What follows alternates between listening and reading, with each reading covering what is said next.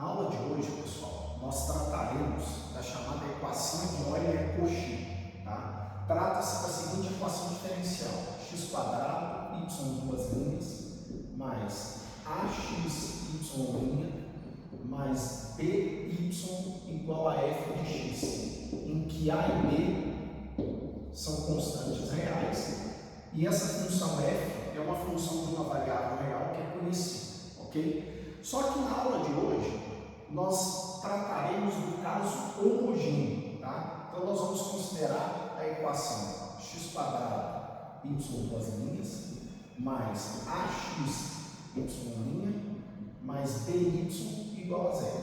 Além disso, nós temos dois casos a considerar aqui: o caso em que x é positivo e o caso em que x é negativo, ok? Nós estudaremos o caso em que x é positivo, tudo bem? Então, qual que é a ideia para se encontrar soluções dessa chamada equação de Euler-Cauchy, tá? A ideia é nós procurarmos soluções dessa equação da forma y igual x elevado a lambda, em que lambda é um parâmetro a se determinar, ok? Então, observe o seguinte: se eu vou supor que esta função y igual x elevado a lambda é uma solução da equação de Euler-Cauchy, eu vou substituir essa função na equação diferencial, ok? Então, com isso, nós vamos ter x quadrado. A derivada segunda aqui, ó. Note que a derivada primeira dessa função é lambda x lambda menos 1 e, consequentemente, a derivada segunda é lambda menos 1 x elevado a lambda menos 2, ok? Então, lambda que multiplica lambda menos 1 x elevado a lambda menos 2, ok? Mais a x que multiplica a derivada primeira, ou seja, lambda x elevado a lambda menos 1, mais by, mais dx elevado a lambda igual a zero, ok? Posso colocar x elevado a lambda como fator comum, ok? Então, nós vamos ter x elevado a lambda que multiplica. Observe o seguinte aqui: x ao quadrado, que multiplica x elevado a lambda menos 2, sobra x elevado a lambda, ok? Então, daqui nós vamos ter lambda quadrado menos lambda, ok? Mas esse x multiplicado por x elevado a lambda menos 1 resulta em x elevado a lambda, ok? Já coloquei ele como fator comum, então mais a lambda. E finalmente, mais b igual a zero, ok? Muito bem. Como essa potência não se anula, então é de se esperar que essa equação quadrática aqui, ó, lambda quadrado, vou colocar lambda aqui como fator comum, mais a menos 1 lambda mais b igual a zero. Isso aqui é uma espécie de equação auxiliar. Da mesma forma, bem parecido com o que nós fizemos lá na teoria das equações diferenciais de segunda ordem, de coeficientes constantes, tudo bem? Então, observe o seguinte: como trata-se de uma equação quadrática, nós sabemos que eu posso ter três possibilidades de raízes aqui, tá? Então, as raízes são dadas por essa expressão aqui, ó, menos b, isso aqui vai ficar 1 menos a sobre 2, mais ou menos a raiz quadrada de b quadrado menos 4ac sobre 2, ok?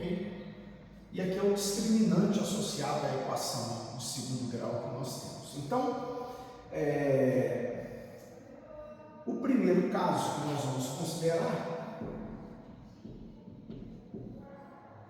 é onde nós vamos supor que o discriminante associado a essa equação é maior do que zero, ou seja,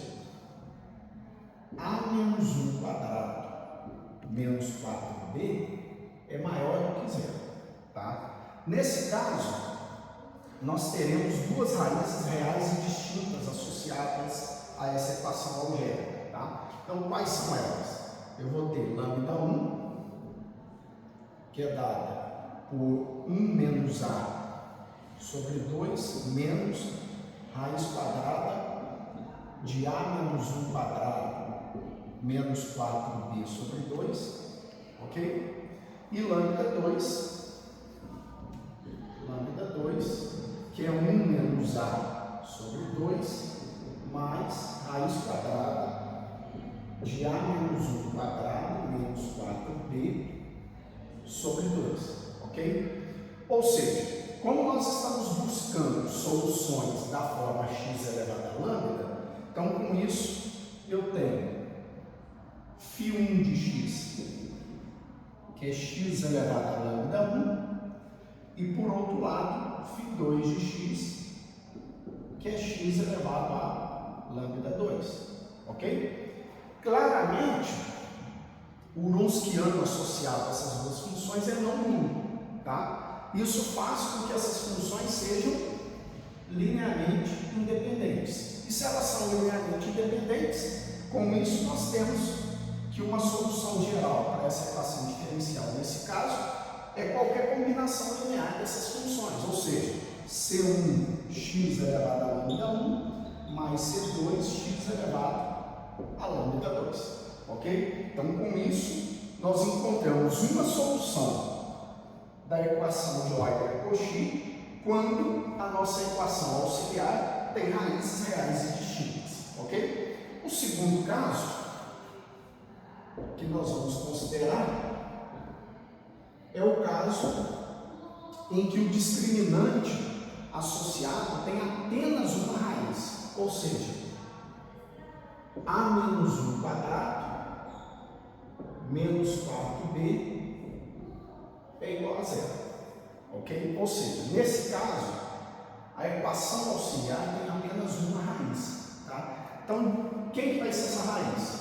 Como eu vou anular esse termo aqui, ok? Então, a nossa raiz, lambda 1, coincide com lambda 2, que vai ser igual a lambda, que é 1 menos a sobre 2, ok? Ou seja, aqui nós temos uma função φ1 de x da forma x elevado a lambda, aqui no caso, que é 1 menos a sobre 2, ok? Mas veja bem, nós precisamos encontrar uma outra solução.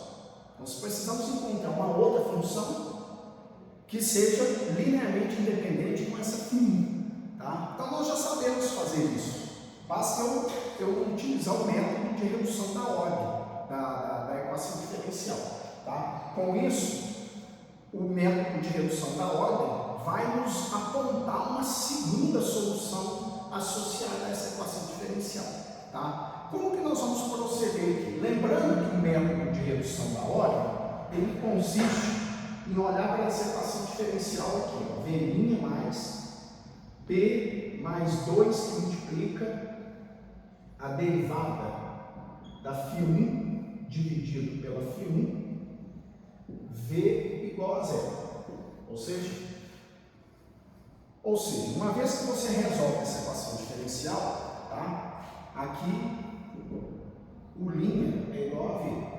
Tá? Qual que é a ideia desse método da redução da ordem? Só fazer um retrospecto rápido aqui. Nós queremos buscar uma função φ2 de x que se escreva da forma u de x multiplicada pela φ1, ok? Só que essa u de x, ela é uma função cuja derivada é igual a v, e a v satisfaz essa equação diferencial de primeira ordem. Tudo bem? Então veja bem, quem que é a nossa função de p aqui? Agora eu vou olhar para, vou voltar aqui na nossa equação diferencial de Euler-Cauchy. Observe o seguinte, a nossa equação diferencial é dessa forma aqui, x quadrado, y duas linhas, mais ax, y' mais by igual a zero, ok? Se eu divido dividindo ambos os membros por x ao quadrado, então nós vamos ter o seguinte, ó, dividindo aqui por x ao quadrado, aqui por x ao quadrado.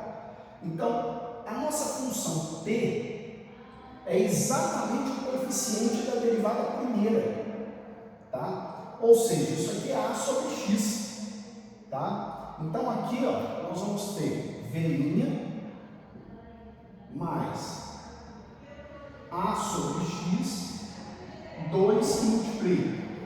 Vou olhar para a derivada da φ1, tá? Quem que é a nossa φ1? A φ1 é x elevado a 1 menos a sobre 2. Então, a derivada da φ1 é 1 menos a sobre 2, que multiplica x elevado a 1 menos a sobre 2 menos 1. Tudo bem? Ou seja, isso aqui nos permite escrever dessa forma aqui, ó. É 1 menos a sobre 2, x elevado a... Aqui eu vou ter 2 sobre 2, certo? Menos a menos 1 sobre 2, ok? Então aqui, ó, é 1 menos a sobre 2, x elevado a menos a menos 1 sobre 2, dividido pela φ1.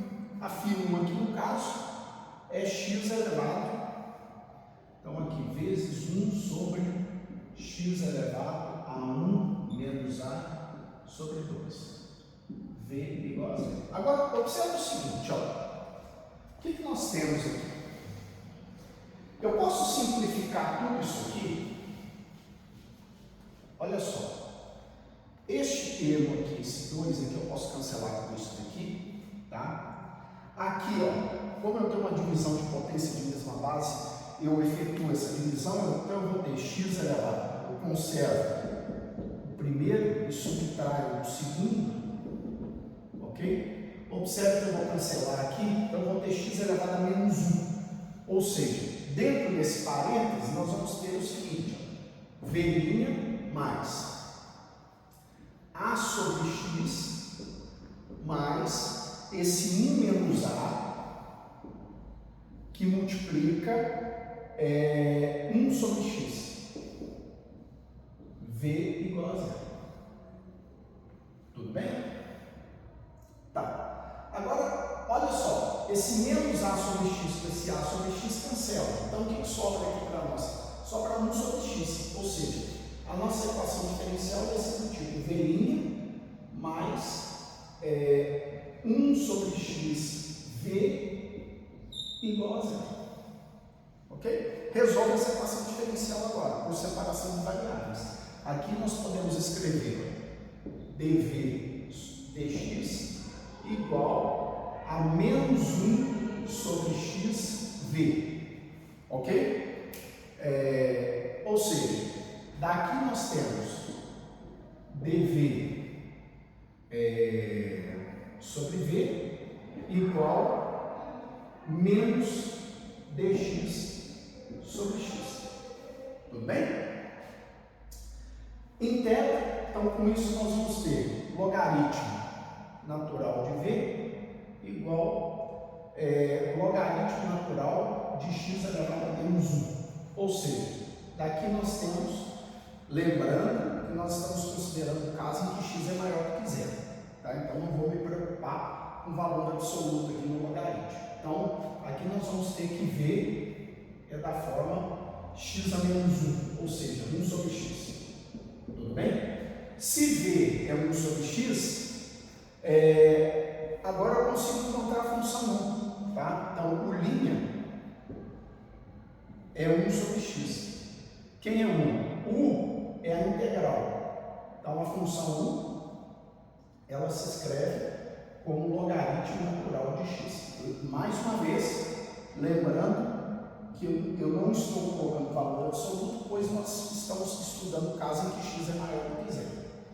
Com isso, nós encontramos uma segunda solução para esse caso aqui. Então, a nossa função φ2, tá? Quem que vai ser a nossa função φ2 aqui?